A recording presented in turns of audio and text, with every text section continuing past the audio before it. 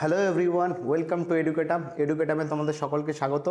তো আমি পল্লব সাদ তোমাদের কাছে এডুকেটামের পক্ষ থেকে আবারও নিয়ে চলে এসেছি অ্যারিথমেটিক বা পাটিগণিতের তোমার প্র্যাকটিস নাম্বার 4। আগের তিনটে ভিডিও ম্যাথের আপলোড হয়ে গেছে। তোমরা যদি না দেখে থাকো তাহলে group WBSSC group C group D 2025 যে প্লে লিস্ট করা আছে আমাদের চ্যানেলের সাথে, তো সেখানে গিয়ে তোমরা বাকি ভিডিওগুলো দেখতে পারো। এছাড়াও যে আমাদের প্র্যাকটিস সেটের যে এই যে 15টা প্র্যাকটিস সেট তৈরি করা হয়েছে আমাদের বইটা, সেই বইটা থেকে যারা সংগ্রহ করেছে তারা সেখান থেকে তো মেলাচ্ছই, আর যারা মেলাওনি বা এখনও পাওনি বইটা তাদের চিন্তার কিছু নেই, 2-1 দিনের মধ্যে তোমরা তার আপডেট পেয়ে যাবে কীভাবে কী পিডিএফ পাবে। এছাড়াও আমাদের আরও প্র্যাকটিস সেটের ওই প্র্যাকটিস সেটের মধ্যেই তোমার হচ্ছে জেনারেল অ্যাওয়ারনেস এবং ইংলিশ এবং তোমার লজিক্যাল রিজনিংয়ের ভিডিও আপলোড হয়ে আছে, তোমরা ওখান থেকে গিয়ে প্লে লিস্ট থেকে গিয়ে দেখে নিতে পারো। তো চলো শুরু করি আমাদের প্র্যাকটিস সেট নাম্বার 4। প্রথম কোশ্চেন 41 নম্বর কোশ্চেনটা কি বলেছে দেখা যাক। বলছে যে একটি পাত্র যখন অর্ধেক ভর্তি হয় তখন 3.6 লিটার ধারণ করে, এটিকে 2/3 অংশ ভর্তি করার জন্য আরও কত লিটার তরল প্রয়োজন? ওকে, তাহলে শুরু করি।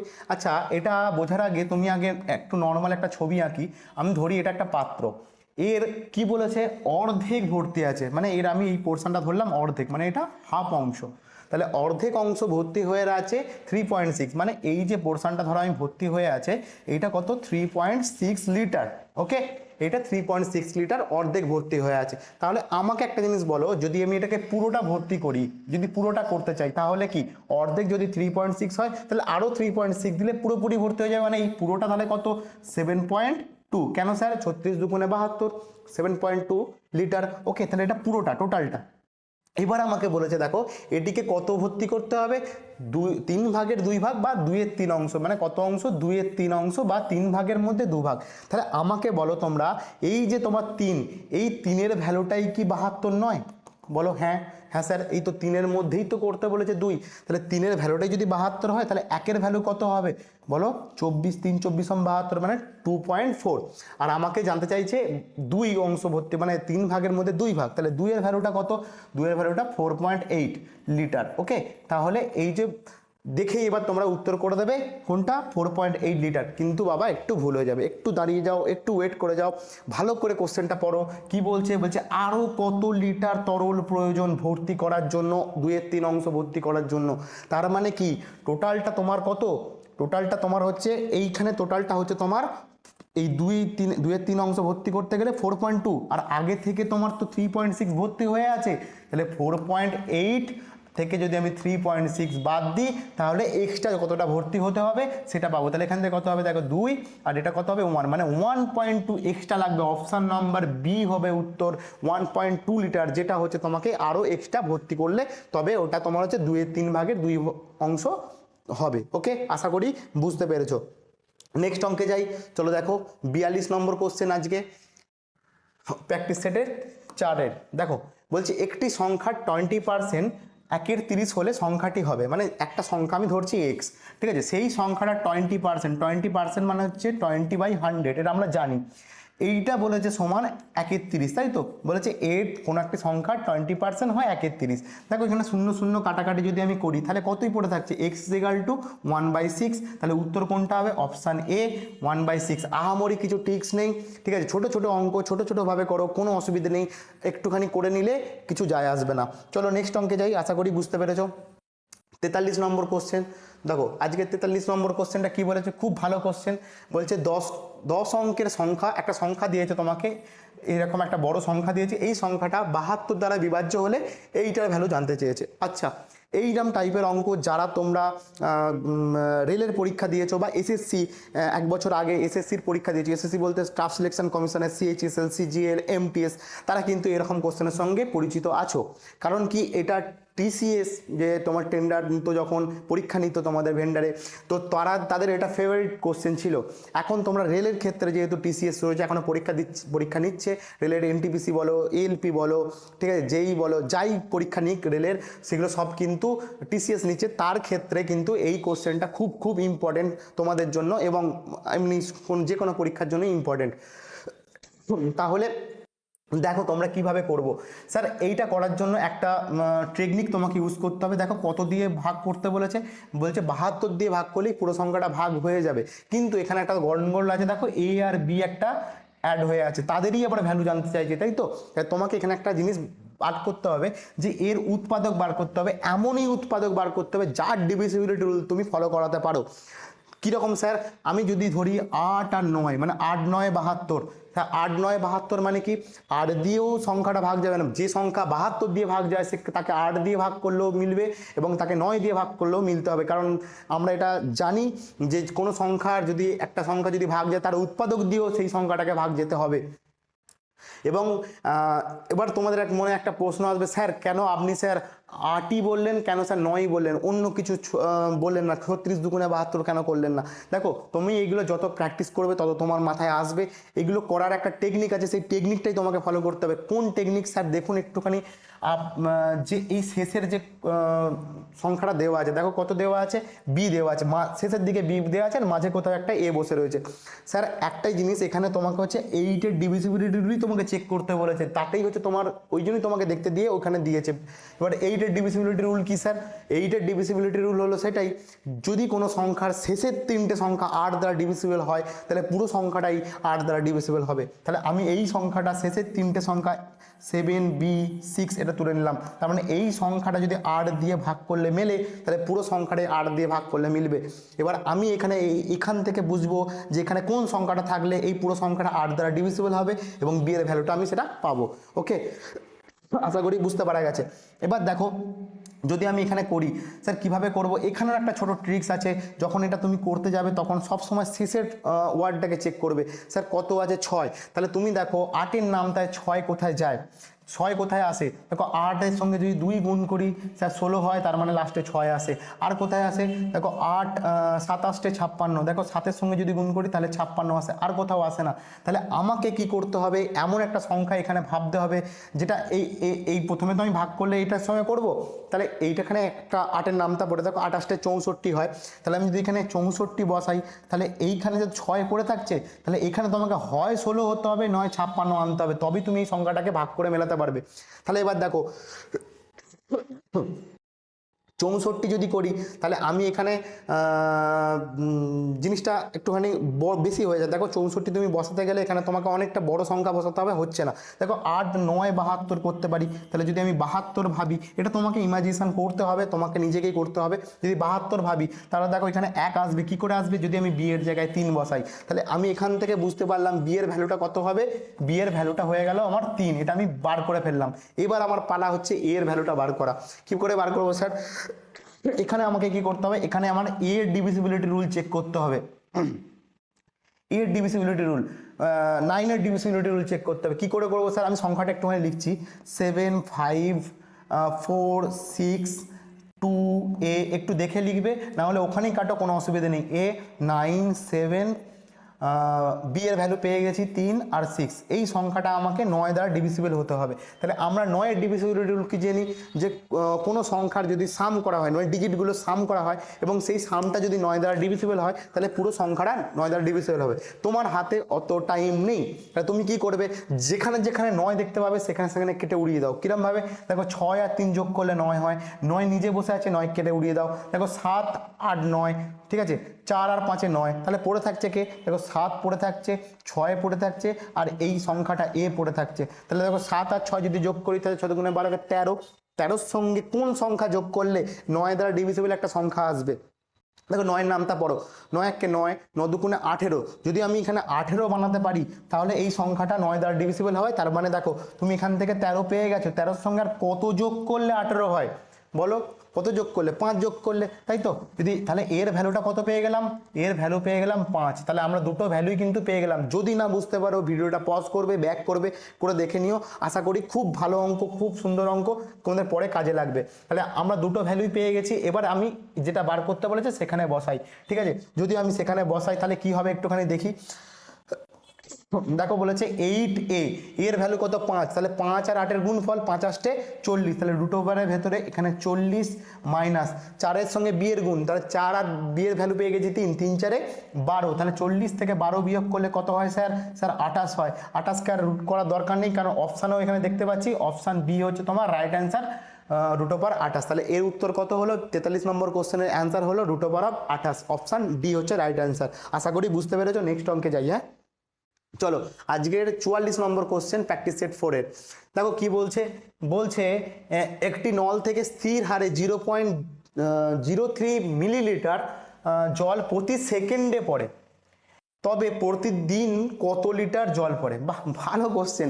এইরকম টাইপের কোশ্চেন তোমাদের গ্রুপ সি গ্রুপ ডিতে কোশ্চেন আসার মতো সব থেকে বেশি চান্স আছে। দেখো কোশ্চেনটা সোজা মনে হলো, কিন্তু অতটা সোজা নয়, খুবই ক্যালকুলেটিভ মনে হচ্ছে।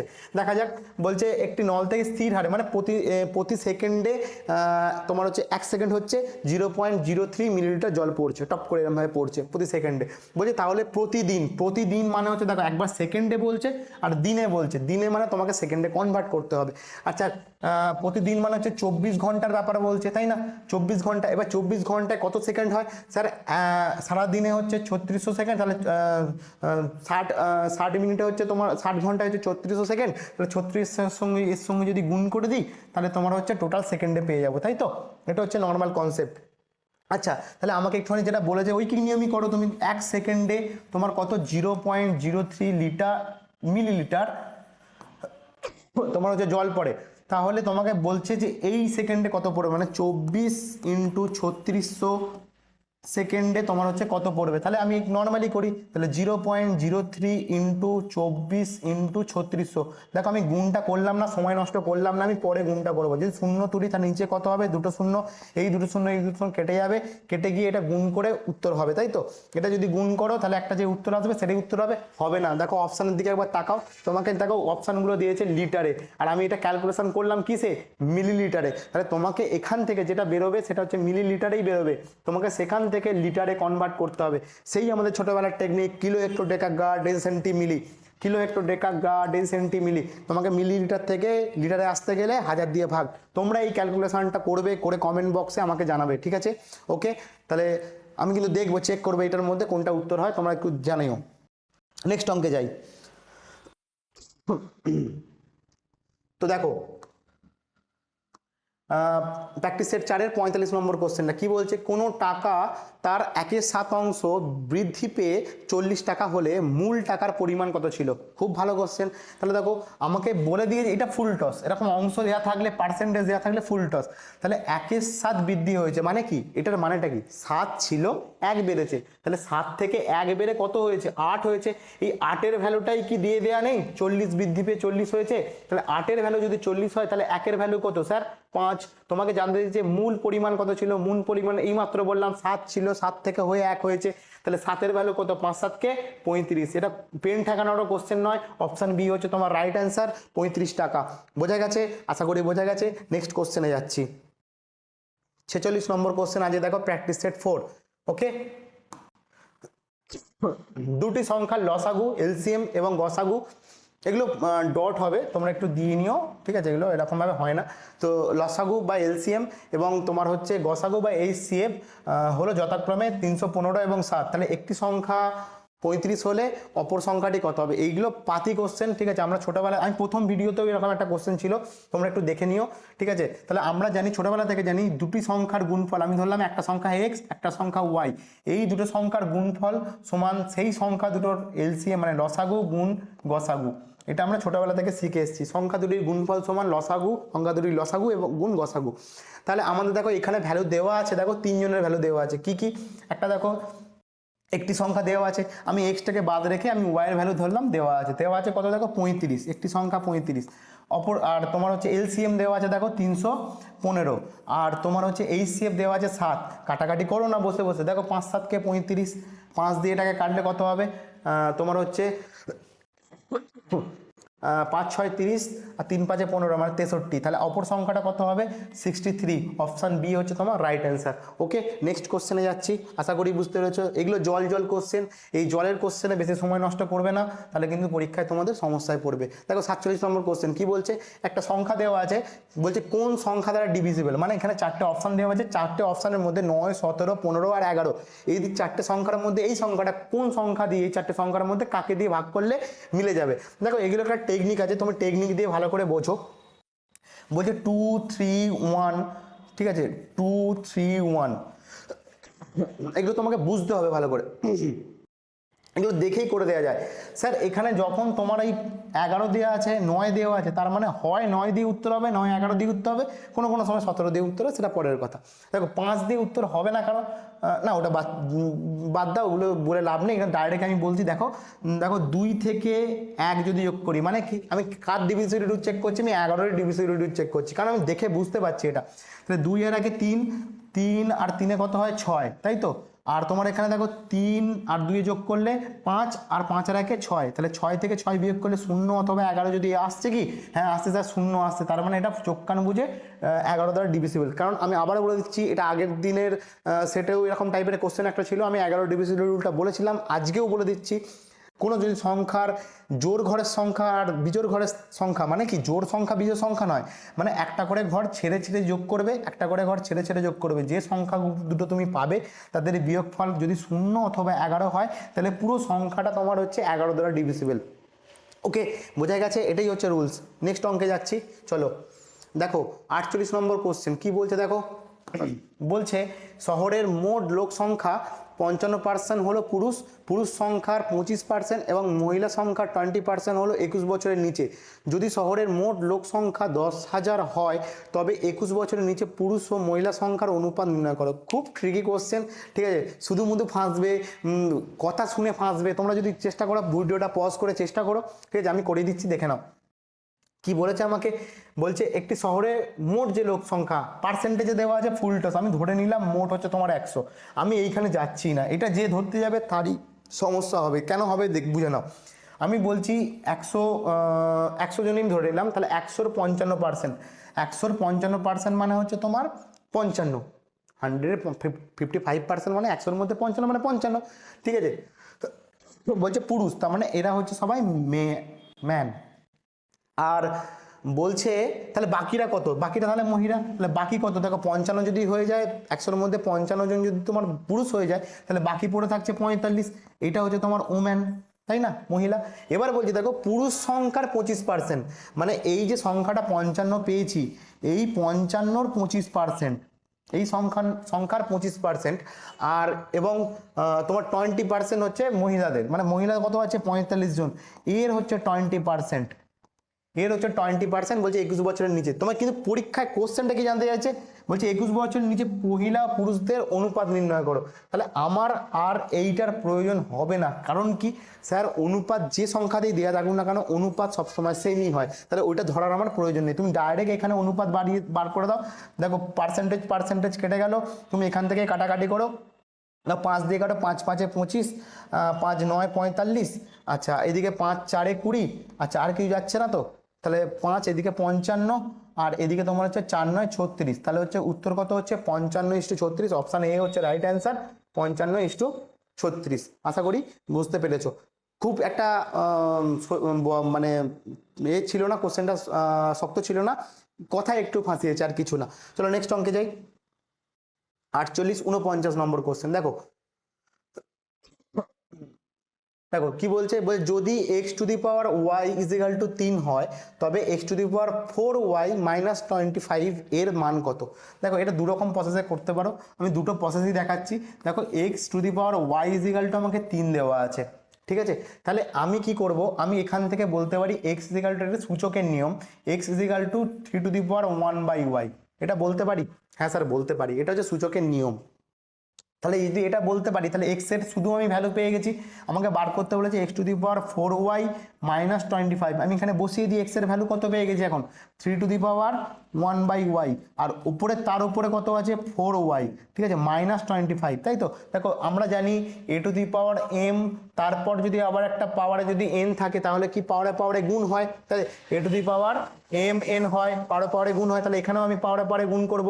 তাহলে দেখো 3 to the power 1/y into 4y, তাহলে y কেটে যাবে, তাহলে কত হবে এটা 3 to the power 4, R 3 to the power 4 মানে হচ্ছে 81, 3 কে 4 বার গুণ, 3 তিরিককে 9, 3 তিরিককে 9 9 81, 81 থেকে আমাকে কত বাদ দিতে বলেছে 25, তাহলে উত্তর কত হবে তোমার হচ্ছে 6 56, তাই তো। তাহলে অপশন সি হচ্ছে তোমার রাইট অ্যান্সার। ওকে, তুমি এই প্রসেসও করতে পারো, অথবা তুমি একটা প্রসেস বলছি তুমি সেই প্রসেসও করতে পারো, দেখে নাও একটুখানি। তোমরা এই প্রসেসটাও অ্যাপ্লাই করতে পারো। কিভাবে করবে, sir x to the power y দেওয়া আছে আমাকে কত 3, ঠিক আছে, আর আচ্ছা আমি তাহলে এখানে আমাকে জানতে চাইছে কত, দেখো x to the power 4y জানতে চাইছে, মানে 4y, এটাই তো সমস্যা করছে 4yটা।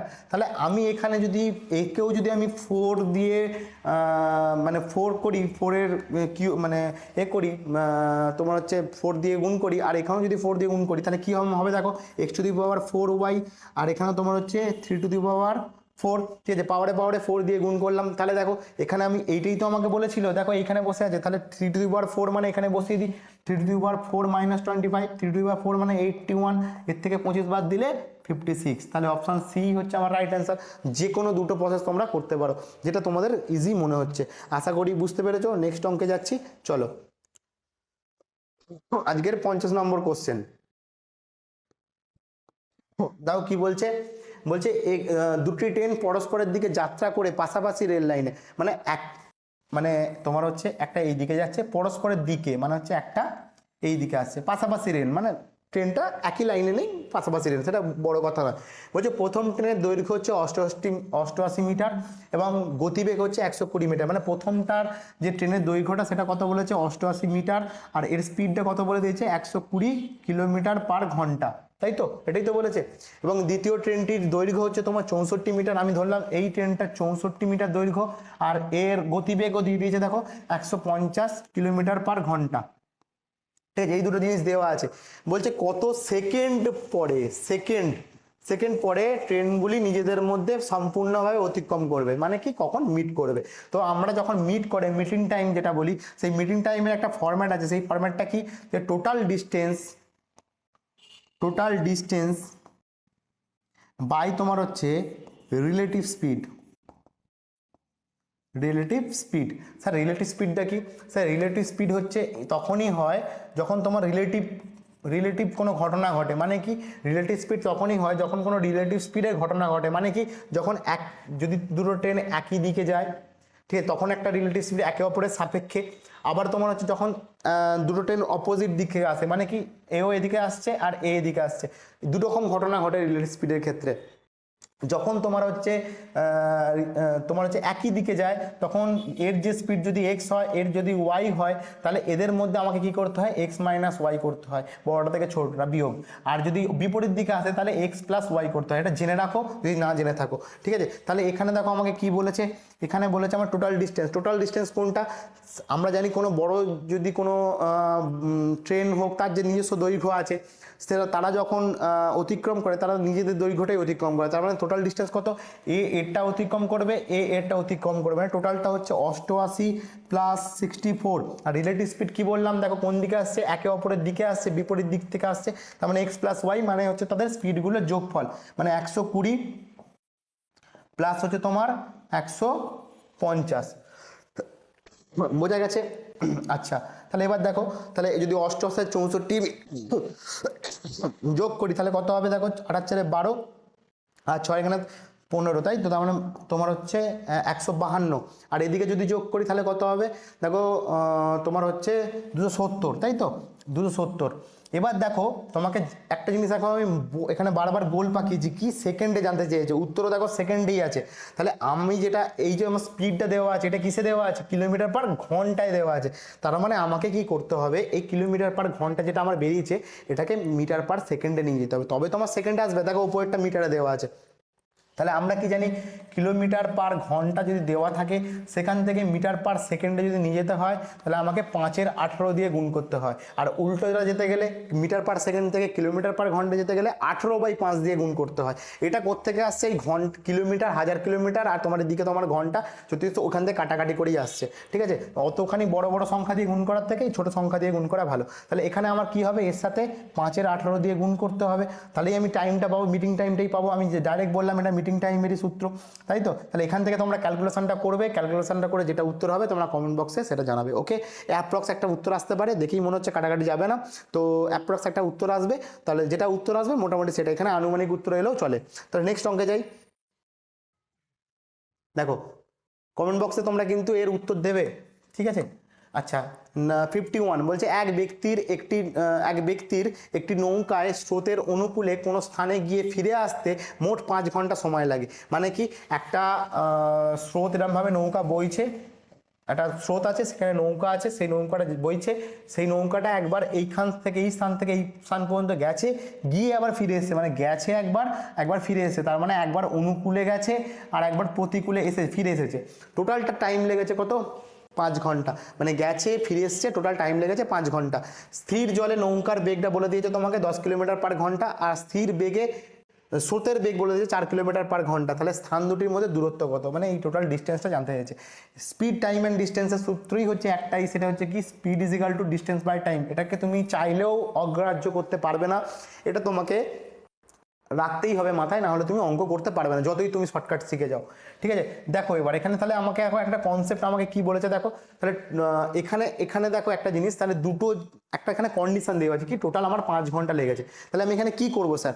এখানে আমি যদি দুটো জায়গায় যখন দুবার গেছে তখন যদি দুটো ঘটনা ঘটেছে, তো তাহলে দুটো ঘটনার মধ্যে আমি যদি টাইমটাকে যোগ করে দিই, দুটো ঘটনা থেকে টাইমটাকে বার করে, যখন অনুকূলের যে টাইমটা আর প্রতিকূলের যে টাইমটা সেইটা যদি আমি যোগ করে দিই, তাহলেই আমি 5 ঘন্টা যদি সমান করে দিই 5 ঘন্টার সঙ্গে, তাহলেই আমি তো ডিস্টেন্স পেয়ে যাবো। তাহলে দেখো কিভাবে করছি। তার আগে দেখো একটা তোমাকে নৌকার বেগ বলে দিয়েছে, কি বলে দিয়েছে? নৌকার বেগ বলে দিয়েছে। নৌকার বেগ কত বলে দিয়েছে? 10 কিলোমিটার পার ঘন্টা। আর স্রোতের বেগ তোমাকে বলে দিয়েছে, দেখো স্রোতের বেগ বলে দিয়েছে তোমার কত? 4 কিলোমিটার পার ঘন্টা, তাই তো? তাহলে আমরা জানি এখান থেকে অনুকূলের বেগ আমি বার করতে পারবো। হ্যাঁ স্যার পারবো। অনুকূলে যেতে গেলে দুটো বেগের, নৌকার বেগ আর স্রোতের বেগ কি হয়? যোগ হয় স্যার। তাহলে 10 + 4 যোগ করলে কত হবে? 14 কিলোমিটার পার ঘন্টা। হ্যাঁ স্যার ঠিক আছে। যদি প্রতিকূলে হয়, প্রতিকূলে মানেই হচ্ছে তোমার বাধা পাচ্ছে, অনেক কষ্ট হচ্ছে, তাহলে কি হচ্ছে সেখানে তোমার নৌকার বেগে তোমার হচ্ছে নৌকার বেগের থেকে স্রোতের বেগটা বাদ যায়, তার মানে কত হচ্ছে এটা? 6 কিলোমিটার পার ঘন্টা, কারণ এখানে স্পিডটা কমে যায়, তাই তো? প্রতিকূলে যেতে গেলে মানে স্রোত একদিকে বইছে আর তুমি তার উল্টো দিকে যাচ্ছ, তাহলে তোমার স্পিড এমনিই কমবে। ঠিক আছে, তো প্রতিকূলের স্পিডটা, তো এই দুটো স্পিড পেয়ে গেছি। তার কেন পেয়ে গেছি? তার কারণ হচ্ছে এটাই আমার এখন স্পিড হয়ে গেছে, কারণ দুটো জিনিস দুটো কম্পারিজন করে স্পিড তৈরি হয়েছে। তাহলে আমরা আরেকটা জিনিস এখান থেকে জানি, কীরকম ভাবে স্যার টাইম বার করবো বললেন তো? হ্যাঁ স্যার, টাইম যদি বার করি তাহলে এখান থেকে টি ইজ ইকুয়াল টু কী হবে? Distance by speed. তাহলে ডিস্টেন্স আমি ধরে নিলাম, এই টোটাল ডিস্টেন্সটা হচ্ছে ডি। টোটাল ডিস্টেন্সটা এখান থেকে এই পর্যন্ত টোটাল ডিস্টেন্সটা দিই, তাহলে আমি বলতে পারি প্রথমবার যখন অনুকূলে গেছে তখন ডি ডিস্টেন্স গেছে, কত স্পিডে গেছে? 14 কিলোমিটার পার ঘন্টা বেগে গেছে অনুকূলে। আর দ্বিতীয়বার যখন গেছে ডি ডিস্টেন্সই গেছে, এখান থেকে এতটা ডি ডিস্টেন্সই গেছে, তখন স্পিড কত ছিল? প্রতিকূলে ছিল 6 কিলোমিটার পার ঘন্টা। এই দুটোই টাইম, দেখো টাইম বার করেছি, ডিস্টেন্স বাই স্পিড, দেখো ডিস্টেন্স বাই স্পিড মানে এটা টাইম, এটাও টাইম, এই দুটো টাইম লেগেছে, টোটালটা যোগ করলে 5 ঘন্টা বলেছে, আমি যোগ করেছি 5 ঘন্টা পেয়েছি। এখান থেকে ডি এর ভ্যালুটা আমি পেয়ে যাবো। দেখো এখানে তুমি এলসিএম টেলসিএম করবে, করে উত্তর বার করবে, এখানেও তুমি উত্তর পেয়ে যাবে। অথবা এখান থেকে তুমি যখন এইটা সাজিয়ে ফেলেছো, যদি একবার সাজিয়ে ফেলতে পারো তাহলে তুমি অপশান টেস্টও করতে পারো। এখানে বসিয়ে একবার 16 বসিয়ে দেখো এখানে কাটাকাটি করে 5 আসছে কিনা, একবার 21 বসিয়ে দেখো কাটাকাটি করে 5 আসছে কিনা, একবার 18 বসিয়ে একবার 25 বসিয়ে দেখতে পারো, তুমি এখানে করতে পারো।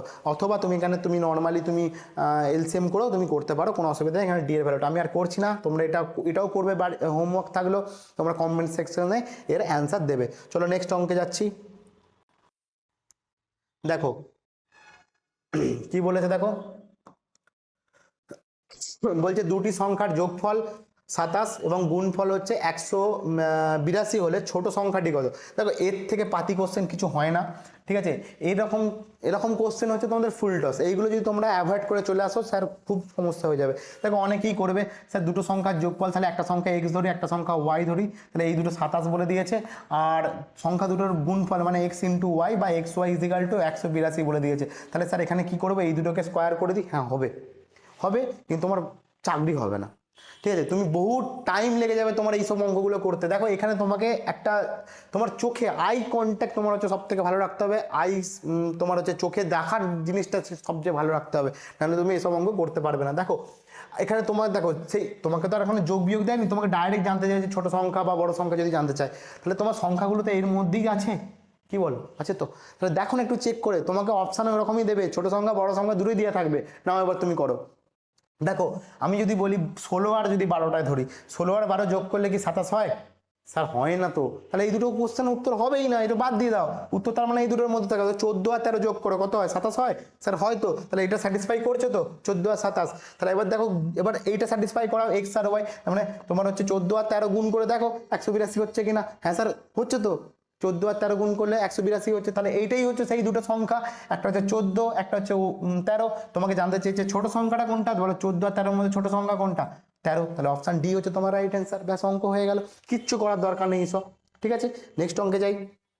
দেখো আজকে 53 নম্বর কোশ্চেন কি বলছে, দেখো বলছে প্র্যাকটিস সেটে 4-এর, বলছে এক ব্যক্তি যথাক্রমে 4 মাস 6 মাস ও 18 মাসের জন্য ব্যবসাতে টাকা নিয়োজিত করে যদি তাদের লাভের অনুপাত 9:8:11 হয়, তবে তাদের মূলধনের অনুপাত কত?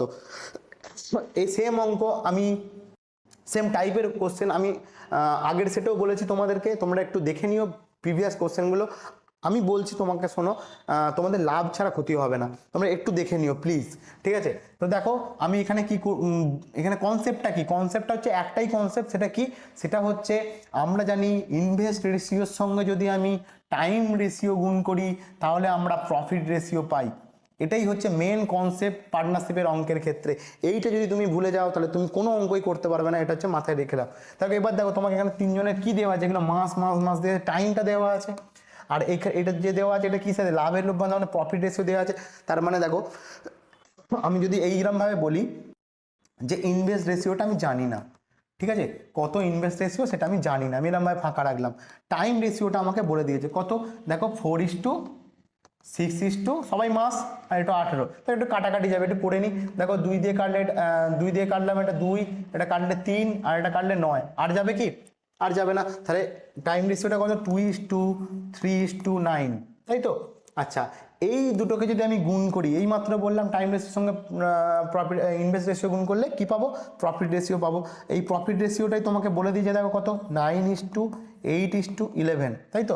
তাহলে তুমি আমাকে বলো এর সঙ্গে এইটা যদি গুণ করে এটা হয়, তাহলে এই দুটো ডেটা দেওয়া আছে, এটা জানতে চাইছে, তাহলে এর থেকে এটা ভাগ করলে এটা পাবো, এই দুটো গুণ করলে এটা পাওয়া যায়, তাহলে এর থেকে এটা ভাগ করলে এটা পাবো, সেম জিনিস। তাহলে এটাকে ভাগ করো, দেখো প্রফিট রেশিও 9 আছে, টাইম রেশিও 2 আছে, হলো।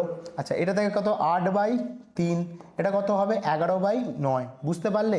প্রফিট রেশিওর সঙ্গে আমি টাইম রেশিও ভাগ করলাম, ইনভেস্ট রেশিও পাচ্ছি, ঠিক আছে। তাহলে এখান থেকে একটু তুমি সলিউশন করো, দেখো তুমি এর হচ্ছে এরকমভাবে ভগ্নাংশে তোমার হচ্ছে রেশিও কখনো থাকতে পারে না, তাহলে রেশিওকে আমাকে সিম্পল এতে আনতে হবে। তাহলে এর জন্য একটা ফরম্যাট কি, এই যে নিচে যে সংখ্যাগুলো আছে এগুলি তো অমিট করতে হবে, তাই 2, 3 আর 9 এদের এলসিএম বানাও, কত হচ্ছে দেখো 2, 3 আর 9 এদের এলসিএম করলে কত হবে বলো, বলো 9 দুগুণে 18, 18 যদি হয় তাহলে 18, দেখো 18কে 3 দিয়ে ভাগ যায়, 318, 2 দিয়েও ভাগ যায়, তাহলে হচ্ছে 18। এই 18 দিয়ে সব কটাকে গুণ করো, 18 দিয়ে সব কটাকে গুণ করো, দেখো কত হচ্ছে, দেখো 9 দুগুণে 18, 9 নয়, তাহলে এটা 81।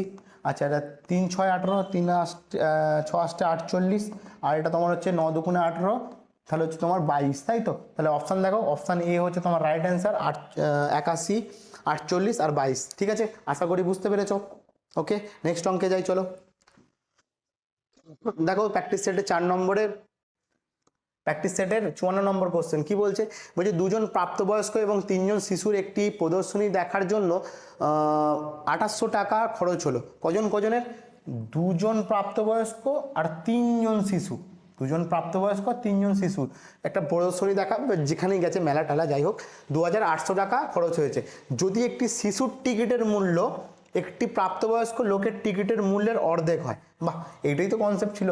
একটি যদি শিশুর টিকিটের মূল্য একটা প্রাপ্তবয়স্ক, আমি পার্সন ধরে চলছি, তার অর্ধেক হয়, তার মানে অর্ধেক হয় যদি এর টিকিটের মূল্যটা পি ধরে চললাম, পি এর টিকিটের মূল্যটা 2 দিয়ে ভাগ করলে চাইল্ডের পাওয়া যায়, তাহলে এখান থেকে আমি রেশিও পাবো কি স্যার? পাবো তো 1:2, তাই না? তাহলে পেয়ে গেলাম। তাহলে এদের টাকার যে টিকিটের যে মূল্যের রেশিওটা আমি পেয়ে গেছি। এবার আমাকে কি বলেছে দেখো, 2জন প্রাপ্তবয়স্ক আর তোমার হচ্ছে 3জন কি বলেছে শিশু, তাই তো? তাহলে তাদের খরচ কত হবে? আচ্ছা তুমি আমাকে নর্মালি বলো, তাহলে শিশু কজন আছে? শিশু ছিল 3জন, তাই তো? তাহলে 3টে শিশু, আর তোমার এদিকে কত প্রাপ্তবয়স্ক? 2জন, তাই তো? কেন স্যার গুণ ফুন কেন করছেন? দেখো আমি বলছি একজনের যদি একটা শিশুর যদি 1 টাকা খরচা হয়, তাহলে 3টে শিশুর কটা হবে? গুণই তো করবো, সেটাই করছি। তাহলে একটা শিশুর যদি 1 টাকা খরচা হয়, তাহলে 3টে শিশুর 3 টাকা খরচা হবে। আচ্ছা একটা লোকের যদি 2 টাকা টিকিটের খরচা হয়, তাহলে 2টো লোকের 4 টাকা খরচা হবে। এই হচ্ছে গল্প ছিল, এটাই তোমাকে বলেছে।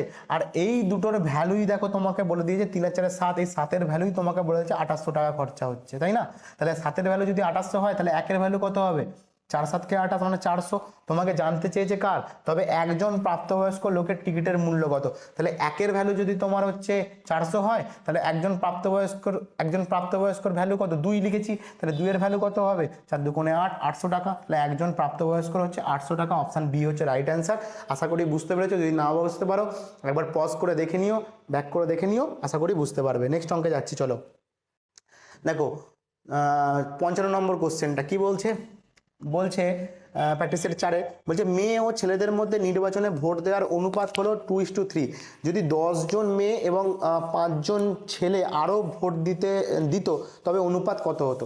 সোজা অঙ্ক, এগুলো শর্টকাটেও করা যায়। আমি শর্টকাট আর বলছি না, যাচ্ছি না ওইদিকে, আমি নর্মালি করে দিচ্ছি, দেখে নাও। তাহলে আমি ধরে নিচ্ছি এদের অনুপাতটাই ধরে নিচ্ছি আমি সংখ্যা হিসেবে। তাহলে আমি ধরে নিলাম মেয়ে যেটা আছে, মেয়ে লিখছি, মেয়ে হচ্ছে 2x, ঠিক আছে? আর এদিকে ছেলেটা যেটা আছে সেটা ধরে নিলাম আমি 3x। দেখো বলছে 2x এর সঙ্গে 10 জন বাড়ছে, মেয়েদের 10 জন বাড়ছে, আর ছেলেদের কজন বাড়ছে? 3x এর সঙ্গে 5 জন বাড়ছে, তাই তো? ছেলেদের সঙ্গে 5 জন বাড়ছে, তাই তো? এদের যে অনুপাতটা হবে সেটা কার সঙ্গে সমান হবে? 3:4 বা 3/4 সঙ্গে সমান হবে। দেখো এখানে বলে দিয়েছে, দেখো সাজিয়ে নিয়েছি আমি। তাহলে এবার ক্যালকুলেশন করি, 3 3 9, 9x, আর এদিকে তোমার 4 2 8, 8x, আর এদিকে তোমার হচ্ছে 4 10 40, মাইনাস হচ্ছে 3 5 15, 40 মাইনাস 15। দেখো এদিকে কত হবে? এক্স ইজিক্যাল টু, যদি আমি বিয়োগ করি তাহলে কত হবে? 25, তাই তো? তাহলে এক্স এর ভ্যালু পেয়ে গেলাম 25। তোমাকে জানতে চাইছে মোট ভোটদাতা ছাত্র সংখ্যা কত, তাই তো? মোট ছাত্রছাত্রী ভোটদাতা ছাত্রছাত্রীর সংখ্যা কত হবে? আচ্ছা হবে মানে কি পরবর্তী ক্ষেত্রে? আচ্ছা যাই হোক, অসুবিধা নেই, দেখি তাহলে যদি মোট কতজন ছিল তাহলে দেখি। তাহলে 25 যদি হয় এক্স এর ভ্যালু, তাহলে তোমার হচ্ছে মেয়ে হচ্ছে তোমার, আচ্ছা একবারে করে নাও, 2 যোগ করলে কত হবে? 5। তাহলে 5 25-এ 125, তাই তো? তাহলে এটাই হবে উত্তর, অপশান সি। কিন্তু আমার মনে হচ্ছে যেন এই লাইনটা একটুখানি ভুল আছে, হবে কথাটা হবে না, ছিল কথাটা হবে, কারণ যোগ হয়েছে তো পরে 10 জন আর 15 জন যোগ হয়ে, কিন্তু অপশানে তো নেই সেটা। যাই হোক চলো, অসুবিধা নেই, নেক্সট অঙ্কে যাই, চলো দেখি। 56 56 56। চলো 56 কোশ্চেনটা দেখি, প্র্যাকটিস সেট 4-এর। বলছে 4 প্লাস 4.44 প্লাস 44.4 প্লাস 4.04 প্লাস 444, 444, এটা যোগ করলে কত উত্তর হবে? দেখো যখন এরকম টাইপের কোশ্চেন থাকবে না, তখন তুমি একটু খেয়াল করবে, ভালো করে খেয়াল করে দেবে, এমনি হয়ে গেছে। তুমি পয়েন্টের পরে সংখ্যাগুলো দেখো, দেখো 44, 4 আর 0.4, দেখো যোগ করে কোনোদিন কি 100 টপকাবে? 44, 4 আর 0.04, এটা কি যোগ করলে, শুধু এই সংখ্যাগুলো বলছি, 44 মানে পয়েন্টের পর 44 প্লাস 4 প্লাস হচ্ছে 04, এই দুটো যোগ করলে, এইগুলো যোগ করলে কি তোমার হচ্ছে 100 টপকাবে? টপকাবে না তো। তাহলে এই দুটোকে আগে যোগ করে দেখে নাও, ঠিক আছে? দেখো 44, এদিকে তোমার 4 আর দিকে তোমার 4, তার মানে 88। দেখো 88 অপশানে এইটাও আছে আবার এটাও আছে, তাহলে উত্তর এই দুটোর মধ্যেই হবে, অপশান এ আর অপশান ডি এর মধ্যে। এবার একটুখানি দেখে নিই, দেখো 4 আর 4-এ 8, 8 আর 4-এ 12, 12 আর 4-এ 16, 16 আর 4-এ 20, 20 শূন্য, শূন্যতে একটাই আসে, অপশান ডি, তার মানে রাইট অ্যান্সার। ঠিক আছে, ওকে, এইরকমভাবে ট্রিকলি দেখে নিও, তাহলে এই উত্তর হয়ে যাবে। নেক্সট অঙ্কে যাচ্ছি, চলো। কষার প্রয়োজন নেই, দেখো তোমার হচ্ছে প্র্যাকটিস সেট 4 57।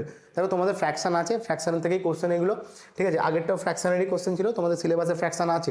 তো এরকম টাইপের যদি কোশ্চেন পড়ে যায় কীভাবে করবে, এইগুলো হচ্ছে একদমই বেসিক, হচ্ছে তুমি শর্টকাট অ্যাপ্লাই করো না, সব অঙ্কে শর্টকাট হয় না। এখান থেকে ব্যাক ক্যালকুলেশন করতে করতে চলো, সব থেকে বেস্ট হবে। দেখো 3 1 3, 3 থেকে যদি 2 বাদ দিই তাহলে কত হবে 1, তাহলে মানে এইটার বদলে কত হলো 1 এর 3, তাই তো। সেইটা এইখানে উঠে গিয়ে কী হবে 3/1 হয়ে যাবে, উল্টে যাবে। তাহলে দেখো 3 3 9 মানে হচ্ছে কত 8 এর 3, তার মানে এই ভ্যালুটা কত এসে দাঁড়াচ্ছে, এখন আমি লিখছি 1 + 2/3 + 8/3। এদের এলসিএম যদি করি তাহলে 3ই হবে, 3 + 2 + 8, তাহলে যোগ করলে কত হবে দেখো 8 9 10 13, 13/3। এইটা আবার কি হবে এখানে উল্টে যাবে, উল্টে গিয়ে কত হবে 3/13, তাই তো। তাহলে 3 3 কেটে গেল, কত হলো 2/13, তাহলে 1 + 2/13, তাই তো। তার মানে কত হচ্ছে দেখো 13 13 13 14 15, 15/13, তাই তো। 15/13টা আবার উল্টে যাবে, উল্টে গেলে কত হবে 1-এর সঙ্গে গুণ করলে 13/15, তাই তো। তাহলে 13/15ই হচ্ছে তোমার রাইট অ্যান্সার, অপশান এ হচ্ছে তোমার রাইট অ্যান্সার 13/15। এইভাবে ক্যালকুলেশন করবে তাহলেই হবে। আশা করি বুঝতে পেরেছো। নেক্সট অঙ্কে যাই চলো। 58 নম্বর কোশ্চেনটা দেখো কি বলছে। বলছে যদি এ বি এবং সি যথাক্রমে 12 18 এবং 36 দিনের মধ্যে এককভাবে একটি কাজ করে থাকে, তারা সবাই দুদিনের জন্য একই সঙ্গে কাজ করে, তারপর বি ছেড়ে চলে যায়, কতদিনে এ ও সি একসাথে কাজটা করে বাকি কাজটি সম্পূর্ণ করতে পারবে। তাহলে দেখে অসুবিধা নেই। তাহলে এ একটা কাজ কদিনে করছে 12 দিনে করছে, বি ওই কাজটা কদিনে করছে 18 দিনে করছে, সি ওই কাজটা কদিনে করছে 36 দিনে করছে। তাহলে টোটাল কাজটা বার করে নিই, এলসিএম বার করবো, বলো 36ই তো হবে। চলো 3 × 36, 18 × 36 এসে আসছে তো, তাহলে এটাই এলসিএম হবে। তাহলে 3 × 36, 18 × 36, আর তোমার 36 1 36, তাই তো।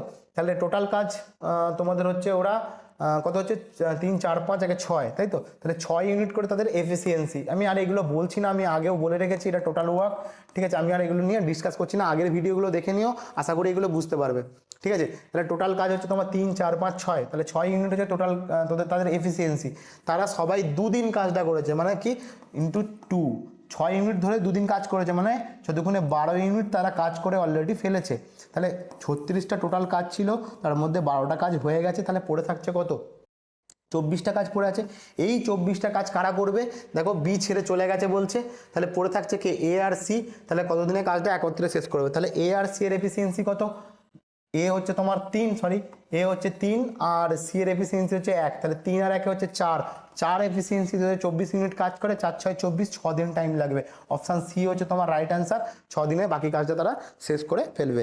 আশা করি বুঝতে পেরেছো। নেক্সট অঙ্কে যাই চলো। দেখো 59 নম্বর কোশ্চেন, দেখো কি বলছে। বলছে বর্তমানে রাম ও শ্যামের বয়সের অনুপাত 5:8, 2 বছর পর তাদের বয়সের অনুপাত হবে 2:3। শ্যামের বয়স 2 বছর আগে কত ছিল, খুব সোজা কোশ্চেন। দেখো 5:2, আগে রাম শ্যাম লিখে দিই, এটা রাম আর এটা শ্যাম, ঠিক আছে। তাহলে রাম আর শ্যামের বর্তমান বয়স আমি ধরেই নিলাম, একজনের 5 একজনের 8, ঠিক আছে।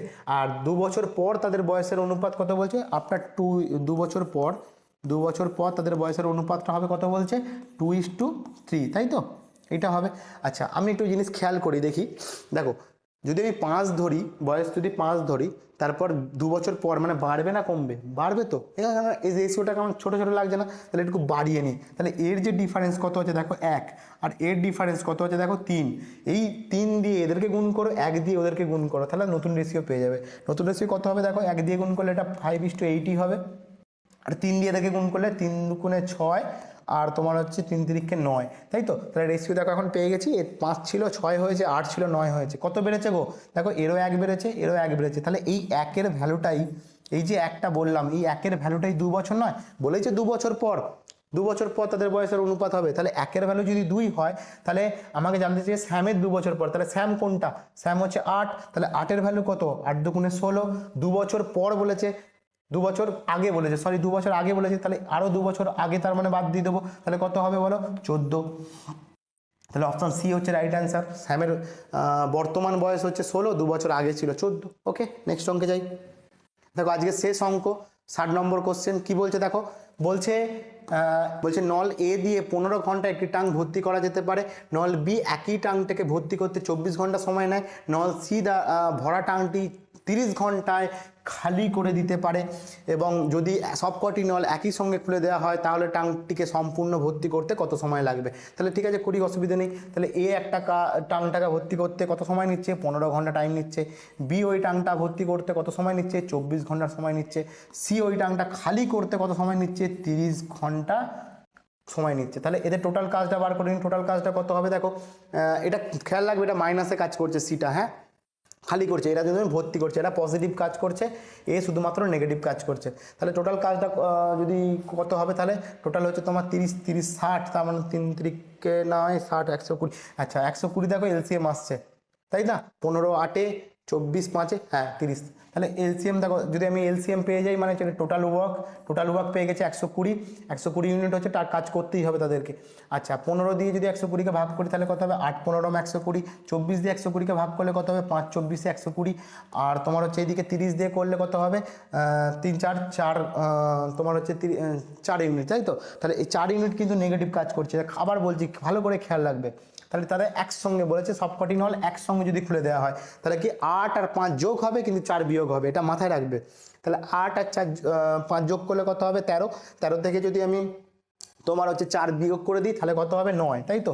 এই 9 এফিসিয়েন্সি ধরে তাদের কাজ করতে হবে। তাই 9 এফিসিয়েন্সি ধরে কাজ করবে, তাই তো। কাজ করলে কত ইউনিট কাজ করতে হবে, 120 ইউনিট, তাই তো। 120 ইউনিট টোটাল কাজ, 9 এফিসিয়েন্সি ধরে কাজ করছে। তাহলে দেখো 3 3 9 আর 3 4 12 40, মানে হচ্ছে 40/3 ঘন্টা টাইম লাগবে তাদের একসঙ্গে কাজ করলে সম্পূর্ণ ভর্তি করতে। তাহলে অপশান হচ্ছে অপশান বি হচ্ছে রাইট অ্যান্সার, 40/3 ঘন্টা টাইম লাগবে। আশা করি বুঝতে পেরেছো, ঠিক আছে। তো থ্যাংক ইউ ভিডিওটা দেখার জন্য, এবং আমাদের এইভাবেই তোমরা সাপোর্ট করো। তোমরা যেভাবে আমাদের সাপোর্ট করছো আমরা সত্যি খুব আপ্লুত। হ্যাঁ, তোমরা এইভাবে সাপোর্ট করতে থাকো, আমাদেরকে মোটিভেশন দিতে থাকো, তাহলে আমরাও মোটিভেটেড হলে তোমাদের এরকম আরও নতুন নতুন ভিডিও আনতে পারবো। হ্যাঁ, তো থ্যাংক ইউ, নেক্সট ভিডিওতে দেখা হচ্ছে, বাই।